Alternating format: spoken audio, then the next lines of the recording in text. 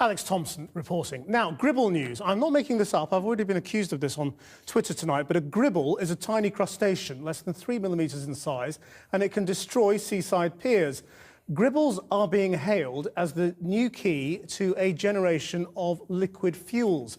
Researchers want to harness the power of the creature's enzymes to release the sugars found in wood.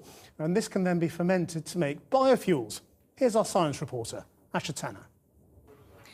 They've been the bane of sailors for centuries. Their staple diet of wood has destroyed the hulls of many ships, as well as seaside piers.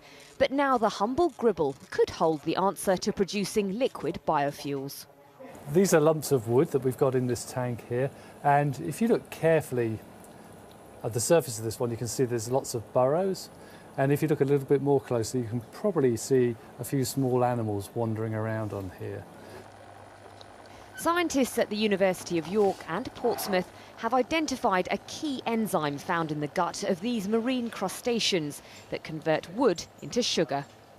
Our aim is that the enzymes from this gribble are going to greatly cut the costs of producing sugars from scrap materials like scrap wood or straw from agriculture, and that those sugars can then be used to produce biofuels by fermentation that will be both cheap and sustainable. Through DNA sequencing, they've isolated the gene responsible and copied it.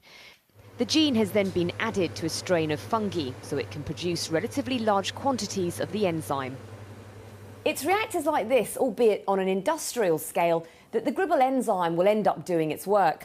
Wood shavings are put into this high-pressure value reactor, and in a matter of days, a sugary syrup is drained off, which can then be turned into liquid biofuels.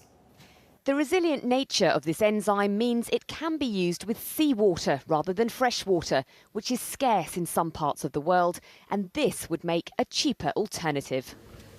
It's the first time an animal enzyme has been used to generate sugar efficiently, which can be converted into burnable biofuels.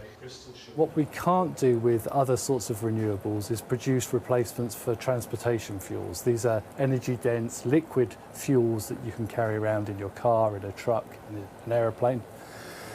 And the only way that we can really produce those without using fossil fuels is to use biological materials.